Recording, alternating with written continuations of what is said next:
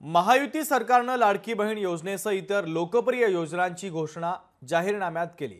आता सत्तेत आल्यानंतर महायुती सरकारला हे शिवधनुष्य उचलायचं आहे। मुख्यमंत्री देवेंद्र फडणवीस अर्थखातं स्वतःकडे ठेवतात की उपमुख्यमंत्री अजित पवार पुन्हा अर्थमंत्री होणार हे लवकरच कळेल।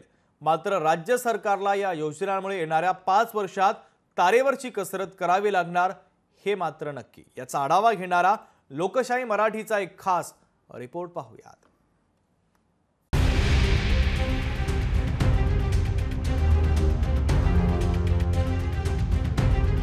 महायुती सरकारनं मुख्यमंत्री माझी लाडकी बहीण योजनांसारख्या अनेक लोकप्रिय घोषणा केल्या आणि विधानसभा निवडणुकीत घवघवीत यश मिळवलंय।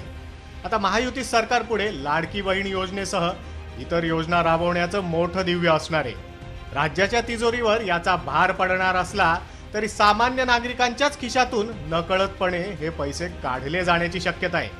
तर इतर सर्व योजनांवरही त्याचा परिणाम होऊ शकतो असं तज्ञ सांगतायत। या सर्व घडामोडींमध्ये मंत्रिमंडळ विस्तार होताना अर्थ खातं नेमकं कोणाकडे जाणार हे पाहणं महत्त्वाचं ठरणार आहे।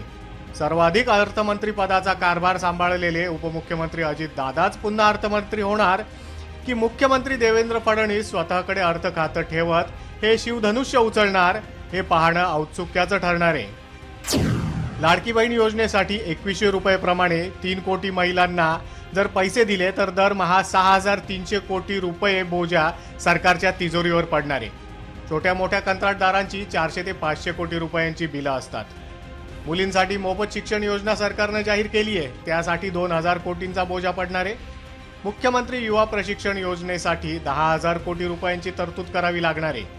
मुख्यमंत्री अन्नपूर्णा योजनेसाठी 52 लाख कुटुंबांना वर्षात 3 सिलेंडर मोफत देण्याचं सरकारनं सांगितलंय।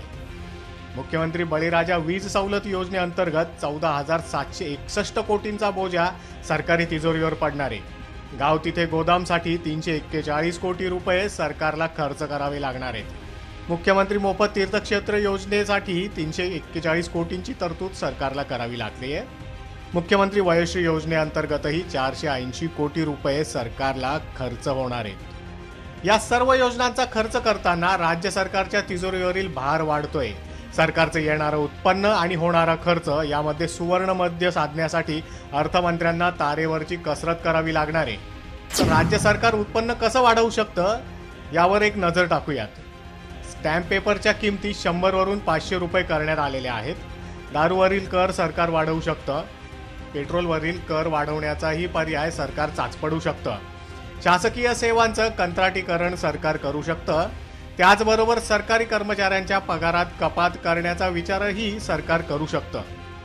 राज्य सरकारच्या या योजनांमुळे छोट्या मोठ्या कंत्राटदारांची बिलं थकली आहेत। त्यांची परिस्थिती प्रचंड दयनीय असल्याचं समोर येतंय।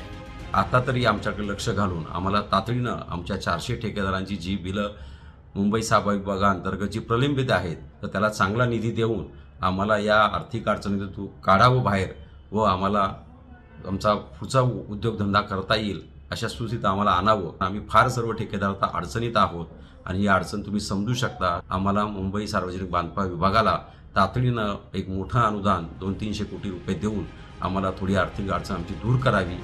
या योजनांचा भार राज्याच्या तिजोरीवर आल्यावर राज्याची आर्थिक स्थिती व्हेंटिलेटरवर जाण्याची शक्यता अर्थतज्ञ वर्तवतायत, तर विरोधकही यावरून रान उठवतायत। मात्र गेला अर्थसंकल्प मांडला त्यावेळी माझी लाडकी बहीण योजनेसाठी अर्थसंकल्पातच तरतूद केल्याचं तत्कालीन अर्थमंत्री अजित पवारांनी स्पष्ट केलंय। आता प्रश्न हाच आहे, महायुती सरकारनं जाहीर केलेल्या आणि राबवणार असलेल्या लोकप्रिय योजनांचं शिवधनुष्य अर्थमंत्री म्हणून कोण उचलणार? मुख्यमंत्री देवेंद्र फडणवीस की उपमुख्यमंत्री अजित पवार? ब्युरो रिपोर्ट, लोकशाही मराठी, मुंबई।